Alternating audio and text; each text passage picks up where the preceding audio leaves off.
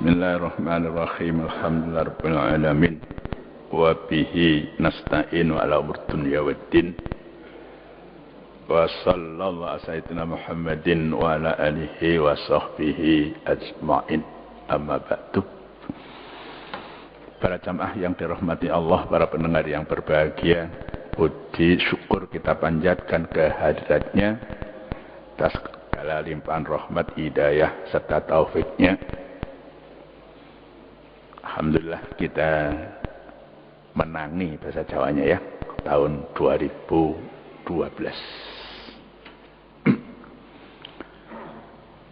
Ya, sekarang tanggal 3. Mudah-mudahan di tahun ini ya, memang hitungan tahun itu ada yang menggunakan matahari, ada yang menggunakan bulan gitu ya. Kalau hitungan bulan, misalnya kita puasa Ramadan, yaitu dalam bulan Ramadan, ya, itu nggak bisa posone kok pas Desember. Ya untuk orang Islam loh ya. Ya kalau haji misalnya Dzulhijjah, ya tetap saja. Kalau hitungan yang digunakan sekarang ya secara umum itu memang hitungan matahari. Ya, miladiah. Mulai Januari sampai akhir Desember. Dua-duanya 12 bulan. Allah sudah menetapkan itu ya, dua-duanya. Inna iddata syuri indallahi isna asyara syahran fi kitabillahi yauma khalaqas samawati wal arda minha arba'atun hurum. Ya, 12-nya sama, hanya hitungan tiap-tiap bulannya tidak sama. Ya, kita bisa menghitung 2012 ini berapa hari itu bisa dihitung. Januari berapa, Februari itu 1 tahunnya berapa hari. Tapi kalau Komariah tidak bisa. Kita sekarang ini tahun 1433. Jumlah harinya 1 tahun kita nggak bisa menghitung. Ya, karena itu kadang-kadang bulan itu bisa 29, kadang-kadang bisa 30. Bulan yang sama. Misalnya sekarang Safar itu bisa 30, bisa 29. Kemarin bulan yang lalu Muharram itu 29, gitu ya. Kalau Muharram dulu dimulai hari Senin, sekarang tanggal 9 ya. Safar ya. Kalau Januari dimulai hari Ahad, nanti kita hitung aja ya. Ahad 1, 8, 15, 22, 29 kan gitu. Itu kita syukuri ya, Allah masih memberikan umur pada kita untuk apa? Wa ma khalaqtul jinna wal insa illa liya'budun. Kami, kata Allah, tidak menciptakan jin dan manusia, ya aku bahkan itu, wa ma khalaqtul jinna wal insa illa liya'budun. Aku tidak menciptakan jin dan manusia, itu firman Allah begitu. Kecoba kanggo ibadah marang ingsun, kata Allah begitu ya. Hidup kita ini semua kegiatan untuk ibadah. Cari rezeki itu juga ibadah ya, ke masjid juga ibadah, duduk di belakang setir nyupir itu juga mestinya semuanya harus kegiatannya begitu ya. Jangan yang lain-lain, karena memang tujuan hidup kita adalah untuk ibadah pada Allah. Siswa-siswa belajar ke sekolah, ibadah. Guru-guru mengajar di sekolah, ibadah. Santri belajar di pesantren itu ibadah. Kiainya, ustadznya ngajar itu juga ibadah. Ya, mudah-mudahan salawat salam tetap atas junjungan kita Nabi Muhammad sallallahu alaihi wasallam. Beliau manusia yang dipilih oleh Allah untuk menyampaikan Islam sebagai Nabi dan Rasul yang terakhir. Ya, kebetulan saja pada hari ini kita juga memulai surat yang baru, ya, suratul Fath. Karena surat yang kemarin sudah selesai, surat Muhammad atau surat Qital itu ya. Surat Al-Fatah ini termasuk surat Madaniyah. Artinya surat yang diturunkan sesudah Nabi hijrah ke Madinah. Walaupun turunnya surat ini itu tidak di Madinah, lebih dekat dengan Mekah. Ya, tapi masanya, periodenya, eranya itu sesudah Nabi hijrah ke Madinah. Surat ini diturunkan di suatu tempat. Ya, sesuatu kejadian tidak lepas dari tempat dan waktu. Ya. Kita sekarang duduk di masjid, waktunya pada subuh kan gitu ya. Ya, ada orang yang sedang sakit, ada orang kecelakaan, itu ada di tempat dan waktu tertentu. Ya, ini penting. Tempatnya di mana? Antara Mekah dan Madinah. Ya, pada lokasi yang bernama Qura'ul Hamim, satu lembah yang dinilai termasuk daerah Mekah. Ya, seperti sini kita ke Pasuruan, misalnya. Lawang masih masuk Kabupaten Malang, ya. Tapi Purwosari sudah sudah masuk Pasuruan. Misalnya ada kecelakaan di Lawang, walaupun sudah mepet sana, itu masih kejadian di kota Malang yang ngurusi Polres Malang gitu loh. Ini juga begitu. Turunnya di lokasinya antara Mekah dan Madinah, tapi masih termasuk daerah Mekah, ya. Atau dalam satu riwayat di Lojnan, ya, yaitu gunung yang terletak tidak jauh dari kota Mekah. Nama surat ini Al-Fatah telah dikenal sejak masa Nabi, ya. Ya.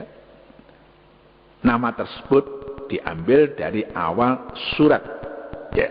Nanti akan kita baca di mana kata Fatah dan seakar dengannya diulang 2 kali, ya. Inna fatahna laka fatham mubina, ya. Ya, memang surat ini menguraikan, menjelaskan tentang Al-Fatah, ya, yakni kemenangan yang dijanjikan Allah kepada Nabi Muhammad sallallahu alaihi wasallam. Ya, surat Al-Fatah ini dinilai sebagai salah satu surat yang turun pada waktu malam hari. Ya, surat Al-Qur'an itu atau ayat-ayat yang masuk diturunkan malam, ada yang siang. Ya, yang malam digolongkan surat Lailiyah gitu ya. Yang siang surat atau ayat Nahariyah.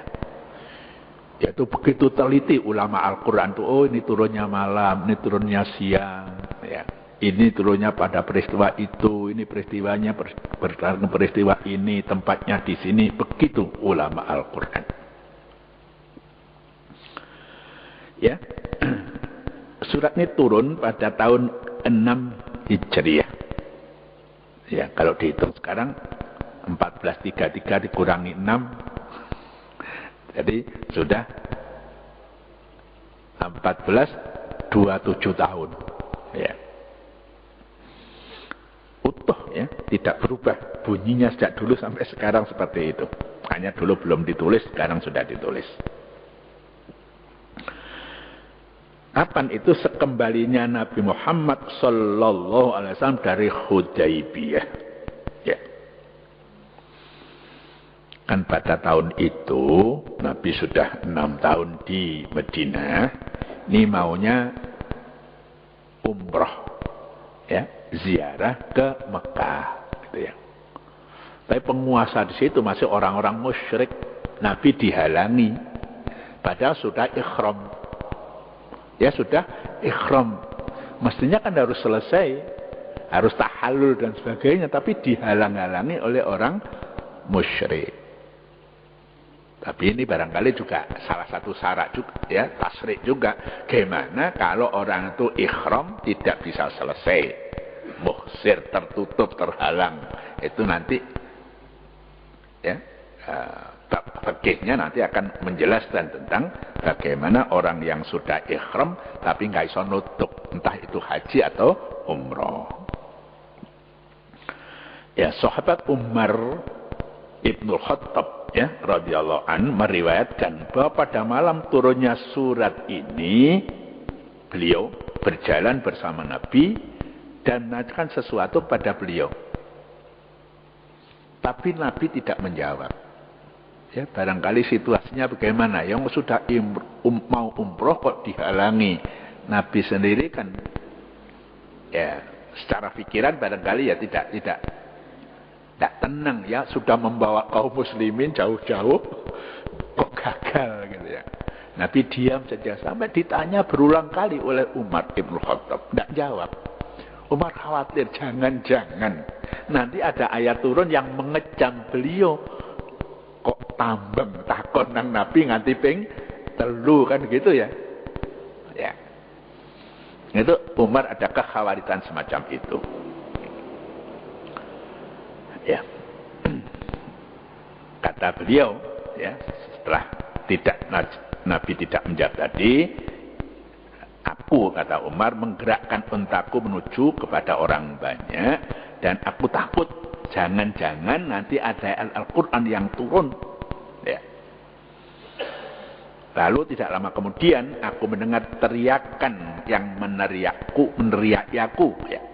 Dan aku berkata, demi Tuhan, demi Allah, aku takut jangan sampai telah turun ayat Al-Quran yang menyangkut diriku. Jadi ada kekhawatiran. Biasanya kan hubungan Umar dengan Nabi itu ya tidak sampai begitu. Ini kan agak tegang, wong takon ping 3 gak dijawab gitu ya. Ya. Umar itu kan juga mertua Nabi kan ya. Ya, sama dengan Abu Bakar ya. Ya. Ya. Kalau Ali menantu Nabi, Utsman itu mertua Nabi. Ya. Utsman menantu Nabi ya, menantu ya. Jadi ya. Utsman itu ya, dua putra Utsman kan dinikah oleh Nabi. Kemudian aku menuju pada Rasulullah, kata sahabat Umar ini, dan mengucapkan salam, lalu beliau bersabda baru ya. Jadi setelah selang beberapa waktu. Apa jawab Rasul? Malam ini telah diturunkan kepadaku suatu surat yang lebih kusukai dari segala apa yang disentuh oleh cahaya matahari. Hampir semua itu kan disentuh cahaya matahari ya, bumi dan sebagainya. Saya lebih senang menerima surat ini daripada apa yang disentuh oleh sinar matahari.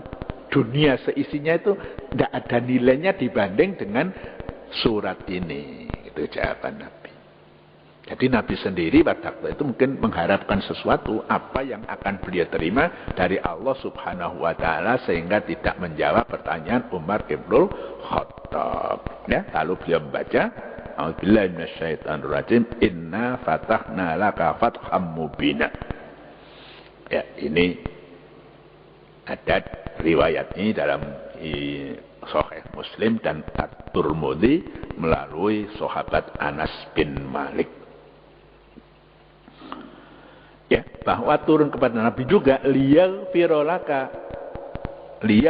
Allah ma taqaddama min dzambika sampai ayat nanti fauzan azima. Ini turunnya di Hudaibiyah. Ya, sudah jelas ayat pertama seperti itu, tujuannya liyaghfira laka, mengampuni ya, Allah mengampuni dosamu baik yang terdahulu maupun yang kemudian ya. Ya wajar. Umpama ana wong sing ngerti, Pak, dosa sampean sing empun sing badhe dateng di ngapura dening Gusti Allah, betapa gembiranya ya orang itu. Betapa gembiranya orang itu. Nah, ini. Jadi Nabi merasa lebih dari apapun nilainya turunnya surat Al-Fatihah. Apa kandungan pokok surat ini? Adalah berita gembira. Ya, berita gembira kepada kaum muslimin tentang kemenangan yang mereka peroleh setelah perjanjian Hudaibiyah serta kemenangan-kemenangan lain sesudahnya. Ya. Jadi sebagian sahabat itu kan agak tidak seret pada Nabi mau menandatangani perjanjian Hudaybiyah, menurut pikiran lahir ada beberapa hal yang merugikan kaum muslimin gitu. Itu pikiran lahirnya. Tapi Nabi tahu ya, di balik yang lahir itu ada sesuatu yang ya akan dijanjikan oleh Allah tadi. Seorang alim Quran Al-Biqai berpendapat bahwa tema dan tujuan utama dari surat ini ya adalah uraian tentang kemenangan yang dijanjikan kepada Nabi Muhammad SAW sehingga berhasil membuka ya menguasai kota Mekah dan kemenangan-kemenangan sesudahnya dan sebelumnya baik di Hudaybiyah, Khaybar dan lain-lain. Ya, bukan pada orang musyrik saja tapi juga pada orang-orang Yahudi. Ya, itu tema pokoknya.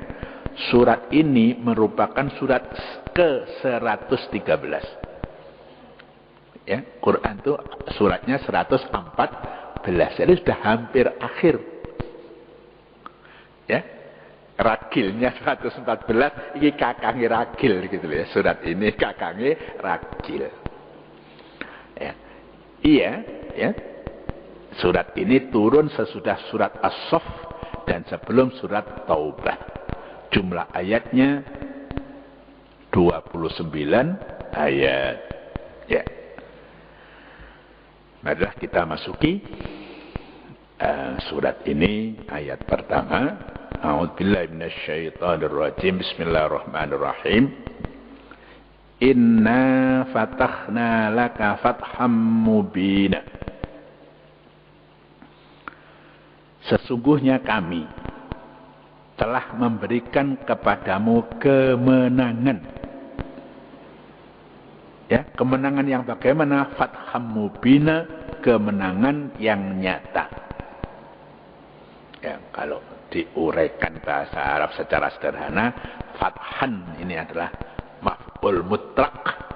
Ya, menunjukkan kesungguhan kemenangan itu, kepastian kemenangan itu, dan mubina sebagai na'at dari fathan.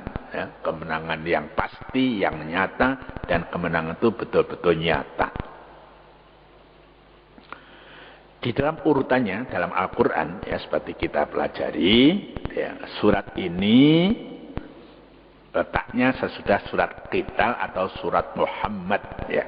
Isinya apa? Memerintahkan umat Islam untuk berjuang dan tidak merasa rendah diri. Sudah selesai kita bahas. Nah, ini kan urut setelah diperintah berjuang, dijanjikan kemenangan kan gitu ya. Allah menjanjikan kemenangan buat mereka ya. Jika demikian sangat wajar. Pas jika surat Fatah ya menguraikan tentang kemenangan yang diraih oleh Rasulullah setelah beliau berjuang. Ya. Jadi orang itu ya nggak bisa menang kalau tidak berjuang. Dalam segala pengertian ya. Ya gak pinter lek gak sinau, ya gak sugih lek gak nyambut gawe. Ya, kecuali dengan cara yang tidak benar. Tapi juga relatif gitu ya. Gak benar. Misalnya judi, moro-moro oleh duit akeh, itu sebenarnya tidak menjadikan dia kaya secara batin. Ya, secara batin dia tidak kaya karena yang diperoleh dengan jalan yang tidak sah menurut syarat. Dapat juga dikatakan bahwa surat yang lalu, yaitu surat Muhammad, ya, oleh karena itu sangat wajar jika surat ini berbicara tentang anugerah Allah kepada Nabi Muhammad yang puncaknya adalah kemenangan disertai dengan pengampunan dosa yang terdahulu dan terkemudian. Ya. Jadi beliau ya, ucapan beliau itu betul lah kira. Ya, turunnya surat ini nilainya jauh lebih besar daripada apa yang digenai oleh sinar matahari. Ya. Sinar matahari itu banyak, Pak. Ya, bisa tanaman, bisa orang, wong ganteng, wong ayu. Nilainya di bawah daripada nilai turunnya surat Al-Fatah. Ya, mudah-mudahan kita bisa merasakan semacam itu. Ya, saya ulang firman Allah tadi, sesungguhnya kami, ya, inna, ya, berdasarkan keagungan dan melalui makhluk-makhluk kami, ya, bukan ini tapi inna. Ini selain Allah ada pihak-pihak yang lain yang ikut terlibat gitu ya. Kami telah berikan kepadamu serta demi untukmu wahai Muhammad kemenangan yang sejalan dengan keagungan kami. Serta sesuai dengan kedudukanmu di sisi kami. Ya, sebagai nabi yang agung. Apa itu yang diberikan? Yakni kemenangan yang nyata, yang tidak ada keraguan dan kerancuan sedikit pun tentang besarnya kemenangan itu. Ya, kata fatahna ya, terambil kata fataha yang pada dasarnya bermakna lawannya tertutup. Ya. Kalau saya membuka pintu itu sebelumnya tertutup ya. Tidak mungkin membuka pintu itu sudah dalam keadaan terbuka. Ya. Ini bisa dalam pengertian material semacam itu bisa berarti kan yang immaterial. Ya. Allah membuka hati orang. Hati itu asalnya tertutup. Tidak mau menerima hidayah. Tapi Allah membuka hati seseorang. Hatinya lalu jadi terbuka. Suka menerima hidayah lewat nasihat dan sebagainya. Sergap ngaji, sabi turute gitu ya. Asalnya nggak mau Pak. Ya. Wis tolong melok kono. Ya. Walaupun itu bapak dengan anaknya. Anak nggak gelem melok. Tapi kalau Allah itu membuka. Itu kemudian bisa terbuka hatinya. Gitu. Jadi bisa yang material maupun yang bukan material. Maka kata ini kemudian berkembang menjadi kemenangan. Karena dalam kemenangan tersirat sesuatu yang diperjuangkan menghadapi sesuatu yang dihalangi dan tertutup. Ya. Nabi pulang dari perang Badar. Ya. Itu sebelum terjadinya turunnya surat Fatah kan itu turun tanggal perang itu tahun kedua Hijriah. Ya. Nah, nurojatna minal jihadil asghar ila jihadil akbar. Itu enggak begitu. Jadi nafsu manusia kalau menguasai dia itu seolah menutup pikirannya. Tapi kalau kita bisa mengendalikan nafsu itu, ya pikiran kita terbuka, bisa milih yang benar dan bisa memilih yang salah gitu ya. Kata ini, ya, fataha, juga bermakna menetapkan hukum karena dengan ketetapan hukum terbuka jalan penyelesaian. Ya, kalau hukum yang benar, ya, kadang-kadang sudah ada ketetapan hukum, tapi masih mau dieksekusi itu, nggak mau. Itu hukum dunia karena merasa didolimi. Ya. Tapi hukum Allah tidak semacam itu. Air yang keluar dari bumi, dari mata air dinamai fatah juga. Karena adanya sesuatu yang terbuka pada tanah sehingga ia dapat memancar. Ya. Bisa digali. Ya. Tidak tahu ini sudah setahun atau belum kita menggali ini. Dulu tertutup kan. Ya. Sekarang setelah dibuka oleh Allah walaupun lewat sarana manusia. Itu airnya terpancar. Itu masuk dalam pengertian fatah itu. Ilmu pengetahuan juga dinamai demikian, ya, al-irfan. Karena ia membuka tabir kegelapan, ya. Asalnya nggak tahu apa sih sebabnya loro malaria. Akhirnya dibuka oleh Allah. Oh ini. Ya. Apa sih sebabnya loro sipilis? Oh sebabnya ini. Apa sebabnya loro diare, ya mungkin bisa. Diare itu macam-macam ya penyebabnya. Mungkin karena alergi juga bisa, karena makanan, ya makanan yang enggak cocok.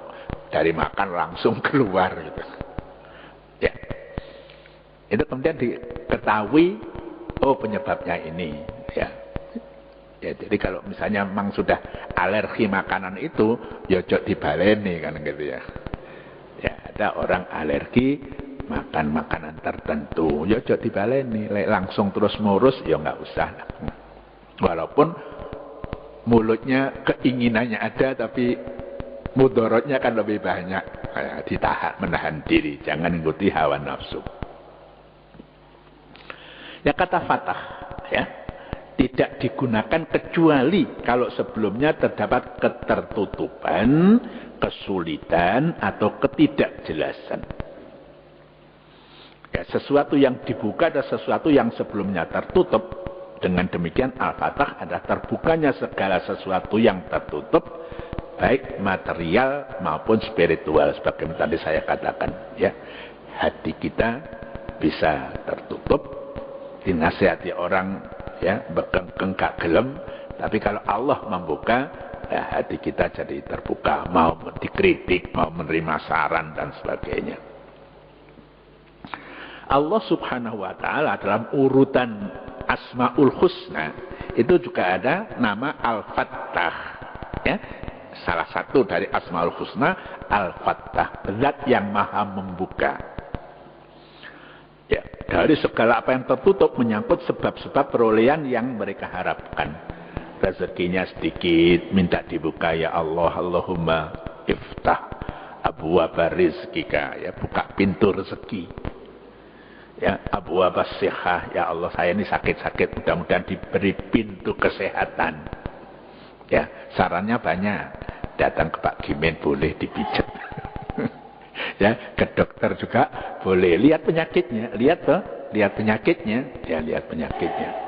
Ada ke dokter nggak sembuh karena mungkin bukan penyakit fisik, tapi psikis barangkali, ya, mungkin psikiater dan sebagainya. Ya, tapi pertama dilihat tuh fisik dulu. Ya, fisik dulu, baru setelah fisik kok tidak cocok, carikan yang lain. Ya, kadang-kadang sowan Pak Kiai dikasih minum, ya, suruh bawa air sendiri, aqua, ya, diberi doa, suruh minum, sembuh juga. Gitu. Itu artinya Allah membuka pintu kesehatan.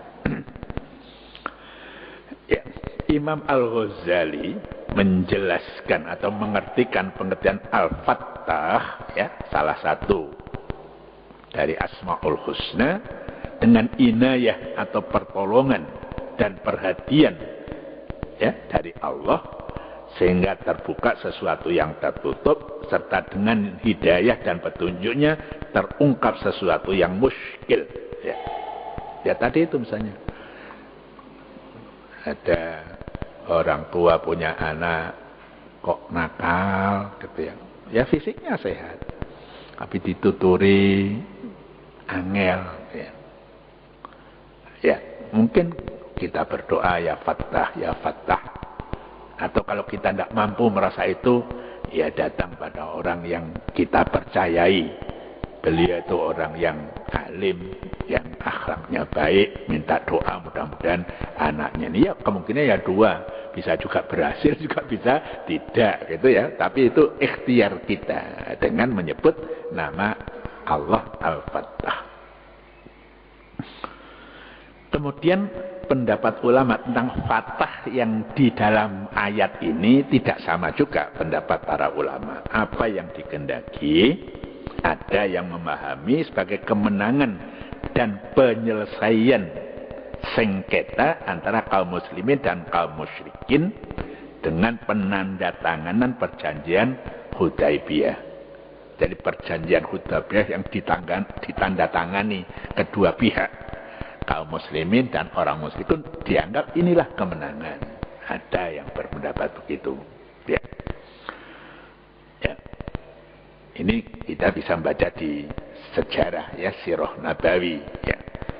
Semua butir perjanjian itu walaupun secara lahiriah terlihat merugikan kaum muslimin, tetapi dampak yang dihasilkannya sungguh merupakan kemenangan diplomasi yang sangat besar dan pada akhirnya mengantar pada tersebarnya agama Islam dan dikuasainya kota Mekah, ya, Fathu Makkah. Pendapat ini dikuatkan dari riwayat yang menyatakan bahwa awal surat ini turun sekembalian Nabi dan sahabat-sahabat beliau dari Hudaibiyah. Ya, jadi dari Hudaibiyah perjanjian ditandatangani, kemudian dalam perjalanan Nabi menerima surat ini, ya, surat-surat Al-Fatah ini. Ini dikaitkan langsung. Kemenangan di sini, Fatah di sini yang dikehendaki adalah kemenangan perjanjian Hudaibiyah, walaupun lahirnya, ya, ada titik-titik lemah, tapi dijamin oleh Allah.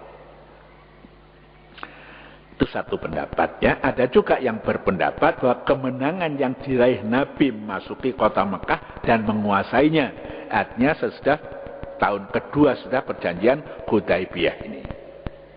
Ya, jadi habis perjanjian Hudaibiyah tahun depannya kan Nabi kan harus mengkodok umrohnya. Umroh yang gagal itu ada tahun Umrotul Qadha. Baru tahun berikutnya ada Fathu Makkah. Ya, ada juga yang berpendapat bahwa kemenangan dimaksud adalah kemenangan atas orang-orang Yahudi yang ya dengan keberhasilan Nabi menguasai Khaybar ya dalam perjalanan beliau kembali dari Hudaibiyah. Jadi bisa ya kemenangan Nabi bisa dikaitkan dengan surat Fatah. Kemenangan itu bisa tidak satu, bermacam-macam. Kesemua pendapat di atas dapat ditampung dalam kata Fatah. Namun demikian sekian banyak riwayat dari para sahabat yang menegaskan Fatah yang dimaksud di sini adalah perjanjian Hudaibiyah itu. Ya, jadi menitik beratkan ke sana walaupun ada kemenangan-kemenangan yang lain. Ya. Sayyidina Umar Ibnul Khattab ya, setelah turunnya ayat di atas bertanya kepada Nabi. Jadi masih di tempat yang sama. Yang tadi tanya pada Nabi gak dijawab. Setelah turun ini bertanya kepada Nabi. Apakah ini dinamai Fatah ya Rasulullah? Nabi menjawab, iya. Ya, ini perjanjian Hudaibiyah itu. Demi jiwaku yang ada dalam genggaman tangannya, inilah Al-Fatah. Ya sekian banyak riwayat yang lain yang senada maknanya dengan ini. Misalnya ucapan Al-Barra bin Azib yang berkata, kalian menganggap bahwa Fathu Makkah adalah Fathu yang dimaksud ayat ini. Sedangkan kami menilai Bai'atur Ridwan yang terjadi pada hari Hudaibiyah itulah yang dimaksud. Jadi setelah 2 tahun kemudian dari Fathu Makkah, orang banyak seperti kita barangkali menganggap juga surat ini berkaitan dengan Fathu Makkah tahun 8 Hijrah.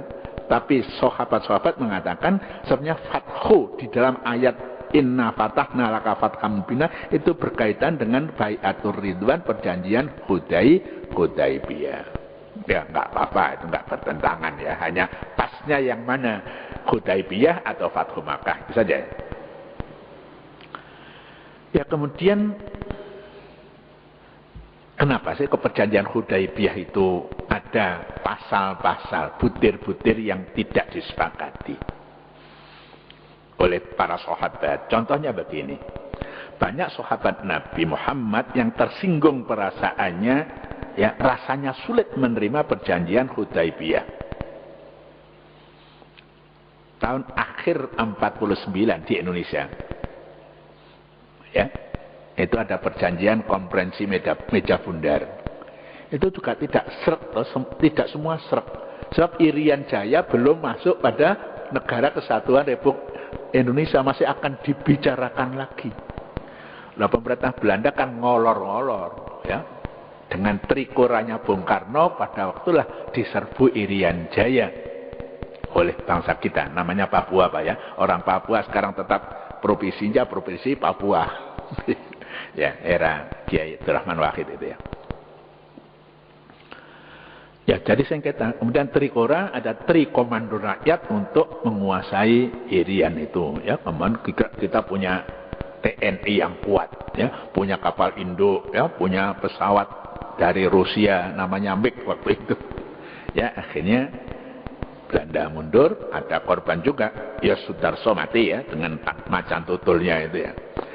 Tapi dari KMB itu tidak semua bangsa Indonesia serk karena masih meninggalkan sisa Irian itu ya, Papua itu. Ya seperti ini, perjanjian Hudaibiyah tidak semua sahabat serk merasa ada ganjalan gitu ya. Ya betapa mereka tidak tersinggung, mereka datang dari Madinah dengan tujuan beribadah dan melakukan umroh ke Mekah, tapi dihadang dan dilarang melaksanakannya hingga tahun depan. Gencatan senjata disetujui tapi dengan syarat. Ya, ini syaratnya yang lahirnya merugikan kaum muslimin. Barang siapa dalam umat Islam yang datang meminta perlindungan pada kaum musyrikin Mekah, mereka tidak akan dikembalikan pada Nabi. Ya, orang Islam yang pulang ke Mekah minta perlindungan tidak akan dikembalikan pada Nabi. Sebaliknya penduduk Mekah, ya, yang meminta perlindungan pada Nabi harus dikembalikan pada mereka untuk dimurtadkan atau disiksa. Ya, ini lahirnya ini betul-betul merugikan kaum muslimin. Di sisi lain, kalimat awal itu menurut konsep orang Islam dimulai dengan Bismillahirrahmanirrahim. Mereka kan nggak mau, nggak percaya nang Gusti Allah kan gitu. Diubah menjadi Bismikallahumma. Ya. Demikian juga nama Muhammad Rasulullah harus diganti Muhammad ibnu Abdillah. Ya, orang-orang Islam yang imannya sudah kokoh itu kalah awake dhewe iki kan gitu ya. Ya. Sayyidina Umar mencetuskan perasaan banyak kaum muslimin. Ya, beliau berucap, mengapa kita harus menerima perjanjian yang melecehkan agama kita? Ya, Umar itu kan orang yang belak-belakan ya. Apa yang ada dalam hatinya, yaitu yang dikeluarkan lewat lisannya gitu. Ya, namun kenyataan menunjukkan bahwa apa yang secara lahiriah merupakan kekalahan beralih menjadi kemenangan yang luar biasa.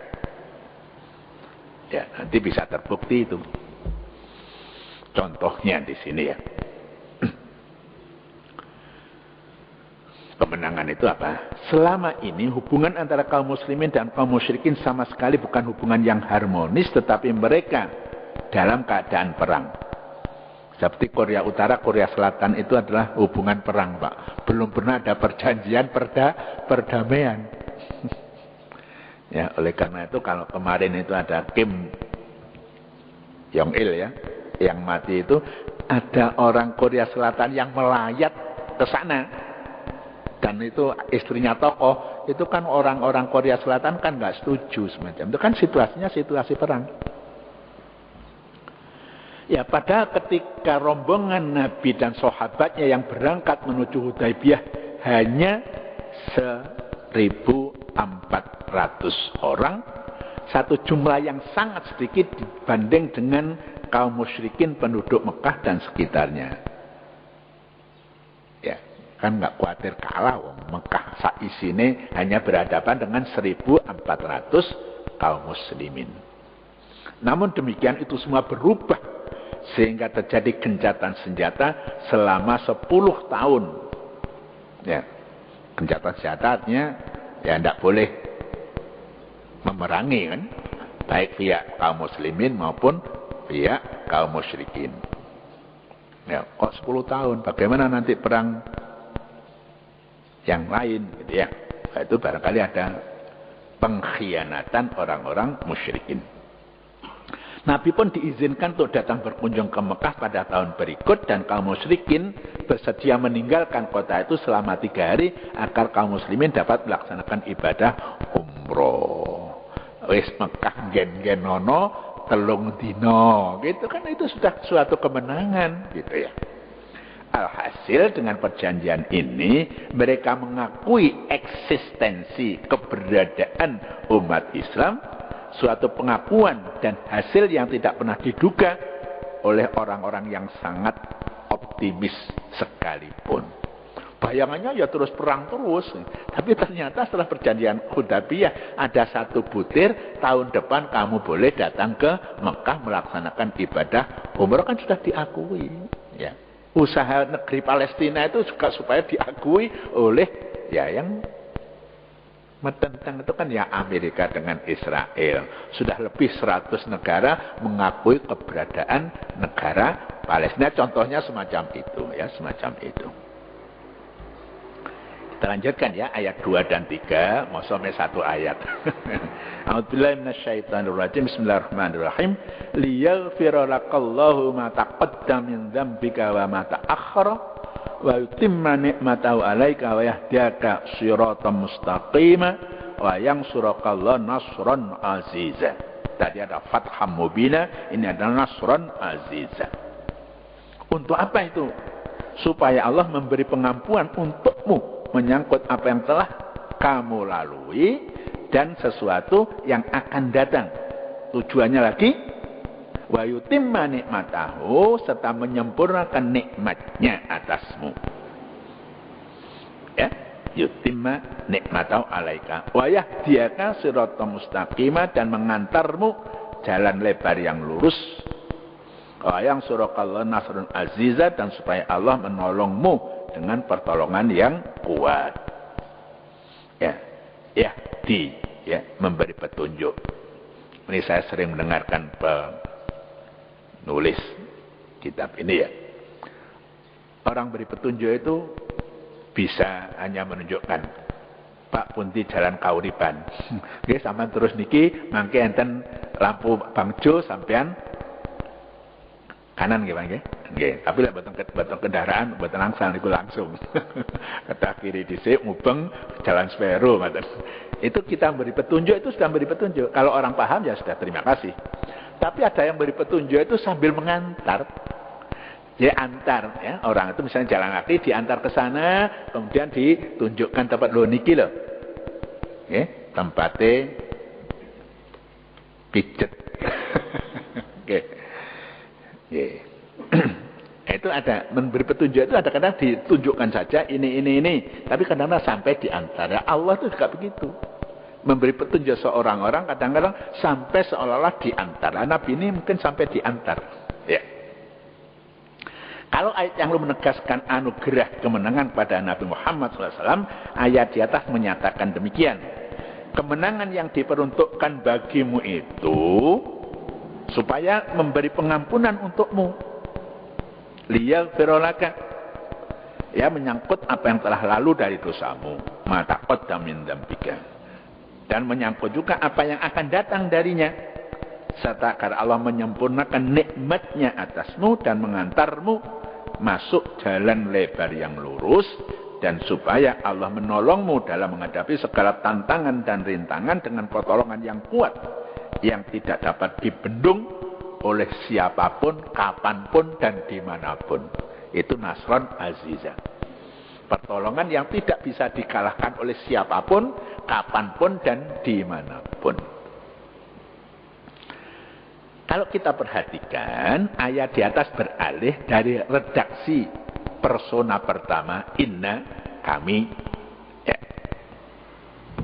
Aku, maksudnya begini Pak ya, dalam bahasa Indonesia juga ada orang pertama yang berkata, orang kedua yang diajak berbicara, orang ketiga yang dibicarakan. Ya.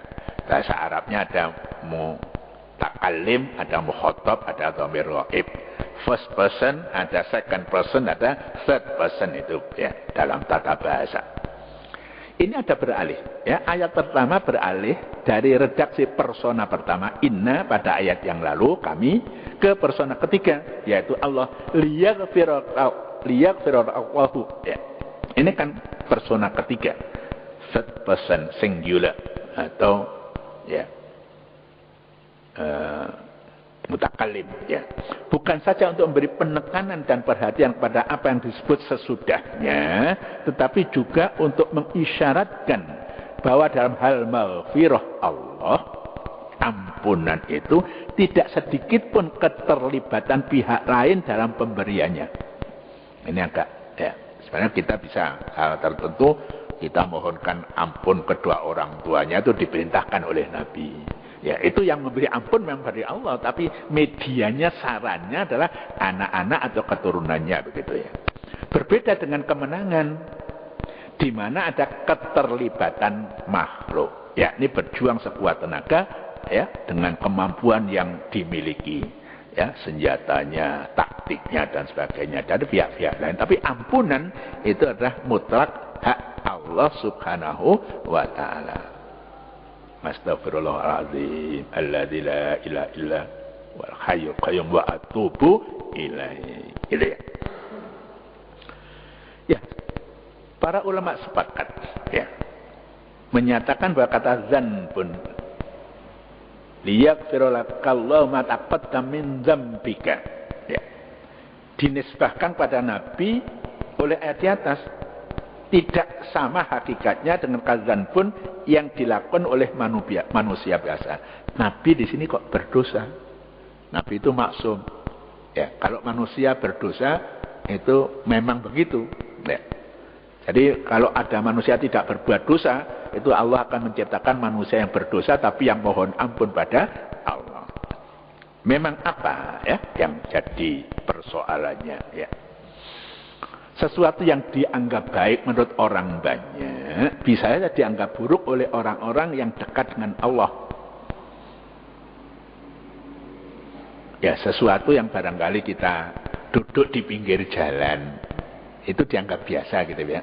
Tapi bagi orang-orang yang dekat dengan Allah itu tantangan ya, duduk di pinggir jalan. Ya, itu menurut orang biasa seperti kita ya sekali-sekali cari angin duduk di pinggir jalan itu menurut orang biasa kan nggak salah gitu ya. Tapi orang-orang tertentu itu sudah merupakan suatu kesalahan. Nabi juga begitu gitu loh. Jadi ukuran orang biasa itu tidak apa-apa, tapi menurut Nabi itu sudah merupakan suatu kesalahan, nggak pantas. Nggak pantas. Di sini ada nggak pantas. Contohnya kok kiai nggak katok cekak. Misalnya semacam itu. Orang-orang biasa nggak katok cekak nyambut gawe kak apa, tapi nggak pantas gitu ya. Nah, ini seperti itu. Dosa Nabi semacam itu. Menurut ukuran biasa bukan dosa, tapi menurut Nabi itu sudah dosa. Ketika menafsirkan surat Muhammad yang lalu, dijelaskan kata zanbun yang dilakukan oleh Nabi Muhammad SAW hanya sekedar melakukan sesuatu yang baik. Padahal mestinya beliau selaku insan kamil, ya, melakukan hal yang lebih baik itu sudah baik. Tapi sebenarnya beliau masih bisa melakukan yang lebih baik lagi, gitulah. Atau yang dimaksud adalah saat-saat di mana terjadi sedikit kelengahan atau penurunan sedikit dari kualitas pengabdian dibanding kebiasaan beliau sebelumnya. Misalnya ya, tidak sholat malam karena satu dan lain. Kok waktu itu ya bisa juga ya ada sahabat gitu, dia sholat malam terus. Emangane kuarekan dadi rada. Nah itu sudah merupakan suatu kesalahan. Padahal sholat malam itu kan hukumnya sunat kan begitu. Ya, contohnya dosa Nabi semacam itu. Ada juga yang memahami kata zanbaga, ya, zanbika karena ini majrur, dalam arti dosa mereka terhadapmu, ya, dengan alasan bahwa kata zanbun adalah masdar, ya, yang dapat dinisbahkan pada subjek sekaligus objeknya. Ya, saya dulu juga waktu belajar pertama kali jadi mahasiswa, itu surat yang diajarkan surat Rum, ya. Surat Rum, alif lam mim ghulibatir rum fi adnal ardi wa hum min ba'di ghulabihim sayaghlibun. Jadi ghulab di situ itu kan artinya kekalahan, ya. Kekalahan itu bisa dari fi'il yang pasif, ya, bisa dari fi'il yang aktif, gitu. Jadi gholabihim di situ dulu pikiran saya itu setelah kemenangan mereka kok menang gitu loh. Itu pikiran pertama. Tapi setelah dipikir itu adalah masdar dari fi'il yang majhul, ya. Jadi setelah kekalahan mereka akan menang, ya. Jadi orang-orang Romawi setelah dikalahkan oleh orang Persia nanti akan menang, ya. Itu semacam itu. Di sini kata zanbun dinisbahkan kepada objek, yakni dosa terhadapmu wahai Nabi Muhammad, yakni dosa-dosa kaum musyrikin ketika engkau masih di Mekah dan dosa-dosa mereka setelah engkau hijrah ke Madinah. Ya, itu Allah ampuni buat mereka sebagai hasil keikhlasan mereka memeluk agama Islam setelah keberhasilanmu memasuki kota Mekah dengan penuh kemenangan. Jadi dosa-dosa orang musyrikin yang dulu mengganggu kamu itu yang diampuni oleh Allah Subhanahu wa ta'ala. Kemudian ada lanjutnya wa yutimma ni'matahu alaika. Ya. Allah akan menyempurnakan nikmatnya atas kamu dalam arti dengan memindahkanmu dari alam nyata di dunia ini ke alam gaib dari alam yang bersifat sementara dan diwarnai oleh kebejatan, ya, ke alam yang mantap yang penuh kebajikan. Ya, menyempurkan nikmat itu artinya masuk surga, ya. Puncaknya nikmat adalah di surga.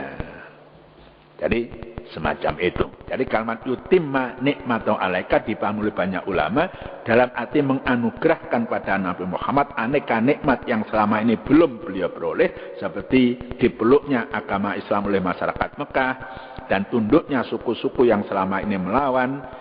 Memang pada saat turun ayat ini, ya, hal tersebut belum terpenuhi secara bulat. Ya, sesuatu itu berjalan bertahap. Enggak sakdek-saknyet. Enggak sakdek-saknyet. Ya, kita juga begitu. Iman kita meningkat juga enggak sakdek-saknyet. Umur kita makin tua. Ya, ada prosesnya. Ya, bayi jadi anak yang masih remaja belajar, kita ini sudah di atas 40, ya sudah, itu kekuatan kita juga anjloknya enggak sekaligus, berkurangnya juga sedikit-sedikit gitu ya. Kalau kita mau merasakan pian nek gotong meja sing abot wong loro kuat, saiki nek wong loro gak pati kuat, itu artinya kita harus merasa, ya, kekuatan kita sudah dikurangi sedikit dengan, ya, sedikit. Ya, saya kira seperti itu. Ya, kata-kata aziz ini sering kita jelaskan dari kata azza yang terdiri dari dua huruf ain dan za. Maknanya berkisar sekitar kekukuhan dan kemantapan. Allah itu al-aziz. Ya, Allah itu perkasa bahasa Indonesianya. Ya, Allah itu tidak bisa dikalahkan oleh siapapun, dimanapun dan kapanpun. Oleh karena itu, ya, kalau kita ingin mendapat kekuatan selain lafaz la haula wala quwata illa billah, bisa juga ya aziz, ya aziz, ya aziz. Ya, pada suatu saat kita memang perlu kemantapan fisik maupun rohani kita. Ya, mudah-mudahan kita awali di tahun baru ini, ya, dengan surat Fatah. Mudah-mudahan kita juga akan dibukakan oleh Allah hal-hal yang tertutup yang selama ini, ya, agar kita makin terbuka hati kita, makin mudah menerima pelajaran-pelajaran hidayah, petunjuk dari Allah Subhanahu wa taala, sehingga kita makin dekat, ya, dengan Allah, juga makin dekat dengan finish umur kita yang sudah ditetapkan oleh Allah Subhanahu wa taala. Itu kan ini, finish kita lalui dengan baik, ya. Ya. Semua mencapai finish, tapi kadang-kadang finishnya enggak baik, ada finish yang baik. Dalam arti kita diberi husnul khotimah. Wallahu muwaffiq ila aqwamit thoriq. Assalamualaikum warahmatullahi wabarakatuh.